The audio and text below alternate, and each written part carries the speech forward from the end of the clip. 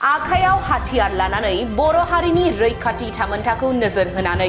बर' हारिनि थाखाय गसंबोनाय बारग' एनडिएबिफोरा दिनै तामुलपुर जिल्लानि बारग' एनडिएबिफोरखौ लानानै तामुलपुर जिल्ला एक्स एनडिएबि वेलफेयार एसोसिएशनखौ दाफुंबाय। दिनैनि तामुलपुर जिल्ला एक्स एनडिएबि वेलफेयार एसोसिएशनखौ दाफुंनाय समाव मिरु एक्स एनडिएबि वेलफेयार एसोसिएशननि आफादगिरि रुजुगोरा मोसाहारि, गाहाय नेहाथारि दानसोरां नार्जारि, आखान्थि नेहाथारि दिनेश बसुमतारी, लेङाइ आफादगिरि बेनुवेल वारि, गेवलां बसुमतारी, बोलोगोरा बसुमतारी, ट्रेजारार लगनाथ बसुमतारी, अदालगुरि जिल्ला एक्स एनडिएबि वेलफेयार एसोसिएशननि आफादगिरि सकेन ब्रह्मजों लोगोसे गुबुन गुबुन बिबानाव थानाय बिबानगिरिफोरा बाहागो लाफैयो। गोदानै दाजानाय तामुलपुर जिल्ला एक्स एनडिएबि वेलफेयार एसोसिएशननि आफादगिरि महरै अन्जन बर' आरो गाहाय नेहाथारि महरै बुद्धिराम बर'खौ सायख'नायजों लोगोसे गासै सा 10 बारग' एनडिएबिफोरखौ लानानै तामुलपुर जिल्ला एक्स एनडिएबि वेलफेयार एसोसिएशनखौ दानानै लायो। जों एक्स एनडिएबि वेलफेयार एसोसिएशन हिसाबै थांनाय 2024 मायथाइनि अक्ट'बर दाननि 15 आगस्टआव जों सेन्ट्रेलि मोनसे आफादजों दाना लानो हादोंमोन आरो बेयाव मोनसे थांखि लानाय दंखायोमोन जोंहा मोनफ्रोमबो सिभिल डिस्ट्रिक्टआव जिल्ला एडमिनिस्ट्रेटिभ डिस्ट्रिक्टआव जिल्ला एक्स एनडिएबि हिसाबै जोङो दानानै लानो हानायनि मोनसे रिजल्युसन जोङो पास खालामनानै लादोंमोन आरो बिदिनो क'क्राझार जिल्ला जों दानानै लानो हाबाय, चिरां जिल्ला दानानै लानो हाबाय, उदालगुरि जिल्ला दानानै लानो हाबाय, लोगोसे सनितपुर जिल्लाखौबो दाबाय आरो दिनै तामुलपुर जिल्ला एक्स एनडिएबि वेलफेयार एसोसिएशनखौ जोङो दिनै दानानै लानो हादों आरो बे आफादनि बारग' सोद्रोमा अन्जन बर' बिथांखौ आफादगिरि आरो लोगोसे गाहाय नेहाथारि हिसाबै बुद्धिराम बसुमतारी बिथांखौ गाहाय नेहाथारि हिसाबै जोङो माने दाना लानो हादों आरो बिथांमोननो बिबान गथायनो मोनदों आरो जों आसा खालामदों बिथांमोना गोलाव सम माने आफादनि जांख्रिथाय खालामनायाव आन्दलन खालामनायाव जुदि जरित जानानै बिथांमोना आफादखौ दैदेनबोदोंमोन आरो दिनै सुक्ति जाखांनायनि उनावहाय जोंहा एक्स एनडिएबि हिसाबै माखासे माने दा समयसाफोर जोंहा दंबावो दाबो मावफुंजायाखै जोंनि बिटिआर माने सुक्ति जाखांनायनि उनाव जि माने दफाफ्रा इमप्लिमेन्ट जानांगौ बे दाबो 100% माने इमप्लिमेन्ट जायाखै जाबावनांगौ दं लोगोसे माखासे आरो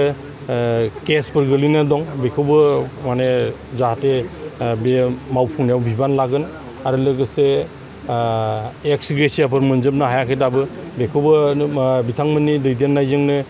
जाय जाय एरियाफ्राव जोङो होनांगौ बेखौ सायख'गोन आरो लोगोसे रिहेबिलिटेसन आरो माने मोननो गोनां एसे दंबावो आरो बे साननैसोनि गेजेराव सिगाङाव थांनाय 3 जुलाइ खालि जोंनि गेजेराव एनआइए केस नांनाय माखासे माने सोद्रोमाफोर गदों आरो फ्राय 46 जन दिनैसिमहालागै दंबाय थायो बिथांमोननोबो जोङो खामानि मावनांगौ दं आरो लोगोसे एक्स एनडिएबि हिसाबै रिहेबिलिटेसन सरकारनिफ्राय जि होदों बेखौ बिथांमोननो होनांगौनि दायित्व दंखायो दा बेफोरखौ बे बिथिङाव माने नोजोर खालामनानै नैबे तामुलपुर जिल्लानि सिङाव थानाय जेसेबांखिनि एक्स एनडिएबिफोर दं गासिबो जाहाथे गोलाव सम माने जांख्रिथायाव जरित जानाय हिसाबै जोंहा समाजाव थांनानै न'खराव थांनानै मोजां खामानि मावनांगौनि बिबान थानाय सामाजिक भाबे हक राजनैतिक भाबे हक बेयावहाय बिथांमोनाबो बिबान लानानै समाजखौ बा न'खरखौ मोजां दाहैगोन राजनैतिक भाबे बा अर्थनितिक भाबे समाजखौ दैदेनहैगोन जोङो होननानै जोङो आसा खालामदों। ओरैनो जायफ्रा मुंख्लं जालांदों बे मुंख्लं जानायनि न'खरफोरनो एक्स ग्रेसिया हिसाबै नैबे बिटिआर सुक्तिनि दारैदि 5 लाख करि माने होनायनि बे माने मोनसे थांखि बा सरकारनिफ्राय बेबायदि दफायाव जोंनो दंखायो ओंखायनो बेवहाय जेसेबांखिनि मुंख्लं जानाय न'खरफोर दं दिनैसिमहालागै होजोबनो हायाखै नाथाय फारि फारि होनायनि बेबस्थाखौ लादों ओंखायनो फैगौ 15 आगस्टनि गेजेराव आरो बेखौ माखासे आरो होबावगोन होननानै माने सरकारनिफ्राय जिहेतु सिद्धान्त होदों जों बेखौनो जों बिथांमोनखौ जों माने वेलकाम खालामदों होनायखौ जों मोजां मोनदों आरो गासैबो मोनजोबथों माने गासैबो मोनजोबथों प्राय 3,000निबो बारा जोंनाव मुंख्लं न'खरफोर दं बे एनडिएबि जानानै बा सोरबा बिएलटि जानानै सोरबा आबसु जानानै मुभमेन्ट खालामनाय समाव बे मुंख्लंफोर जालांनाय गासिबो मुंख्लंनि माने माना गासिबो समान हारिनि उदांस्रिनि थाखायनो बा जोंनि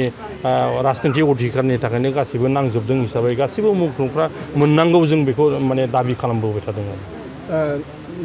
नैबे एक्स एनडिपि माने जे वेलफेयार एसोसिएशन बेयाव मोनब्रै ग्रुपनि माने स्पेशली एनडिबि पि आरो एनडिबि आरडि रन्जन दैमारिनि बेनिफ्राय एनडिबि एस आरो एनडिबि धीरेन ग्रुपनि बिनिफ्रायबो दं आरो एनएलएफबि होननानै मोनसे माने आफाद दंमोन बिनि सोद्रोमाफ्राबो दङ आरो दा गाहाय नेहाथारियानो एनएलएफबिनिफ्राय होननानै जों मिथिनो मोन्दों बे आफादा जोबथेसालियाव थानाय माखासे एनडिबिफोरखौ बहननो थाखाय खामानि मावो बे जोङो एक्स एनडिबि वेलफेयार एसोसिएशन हिसाबै जेब्लानिफ्राय जोङो 2024 मायथाइनि अक्ट'बरनि 15 थारिखआव जेब्ला जों दानानै लानो हाबाय बिनि लोगोसेयैनो जोङो जेसेबांखिनि जोंनि एनडिबि रिलेटेड जेल जानायजों लोगोसे एक्सग्रेसिया होनांगौ रिहेबिलिटेसन होनांगौ बा केस उइथड्र खालामनांगौ बिनि थाखायनो जों दिनै खामानि मावबाय थादों आरो जोंनि खामानि मावनायनि थाखायनो दिनैहाय एनआइएनि माने केसाव नांनानै थानाय माखासे सुबुंफ्राबो थांनाय जुलाइ मासनि माने 3 अक्ट'आव माने बे माने रिलिज जानो हादों आरो जेलनिफ्राय गदों आरो जेब्लासिमहालागै गजोबा अब्लासिमहालागै जों एक्स एनडिबि वेलफेयार एसोसिएशना जों बिनि थाखाय जोङो माने कर्टआव माने जोङो लिगेल जोङो माने नांबाय थागोन जों एक्स एनडिबि वेलफेयार माने एसोसिएशन हिसाबैनो जा बा एक्स एनडिबि हिसाबैनो जायफोर सुबुंफ्रा दिनै माने इलेक्टेड बडि जानानै दंखायो दिनै मायाव सरकारावनो दं दिनै डिपुटि चिफ गबिन्द चन्द्र बसुमतारी बिथाङाबो जोंनि एक्स एनडिबिनिमोन बि फेरेंगा बा रनजित बसुमतारी बिबो एक्स एनडिबिनिमोन अमर बसुमतारी बा सावरायगा बिथाङाबो एक्स एनडिबिनिमोन आरो लोगोसे सन्जय सरगियारि सानजारां जायखौ बुङो बिथाङाबो एक्स एनडिबिनिमोन ओंखायनो एक्स एनडिबिनिफ्राय जोङो जिहेतु बे माने सुक्तिया जोंनि दारानो जाबाय आरो दा जोंनि नांनायनिफ्रायनो बे बिटिआर सुक्तिया जादों ओंखायनो बेखौ फुल्लि जोङो इमप्लिमेन्ट खालामनानै रायजो राजानो जोङो सिबिनाय होनांगौ हिसाबै बा बे ओनसोलखौ जौगानाय बा रायजो राजाखौ दावगानायनि खामानि मावनाय हिसाबै एक्स एनडिबिनि जेसेबांखिनि दैदेनगिरि बा बिबानगिरिफोर दं बिथांमोना नैबे बिटिआर सरकारखौनो माने सापर्ट खालामनाय खामानि मावगोन आरो फैबाय थानाय दिनावबो जोङो एक्स एनडिबि वेलफेयार एसोसिएशन हिसाबै नैबे इउपिपिएल सरकारजोंनो जों थानानै खामानि मावगोन आरो बिथांमोनखौ जों 100% देरहानायनि थाखाय जोङो मोनफ्रोमबो जिल्लायाव बा मोनफ्रोमबो समस्थियाव जों खामानि मावगोन आरो बिनि थाखाय जोङो माने केबिनेटआव बा जोंनि एक्स एनडिबि वेलफेयार एसोसिएशननि जे एजुकेटिभ बडि जों बेवहाय माने रिजलिउसन जों पास खालामनानै लागोन आरो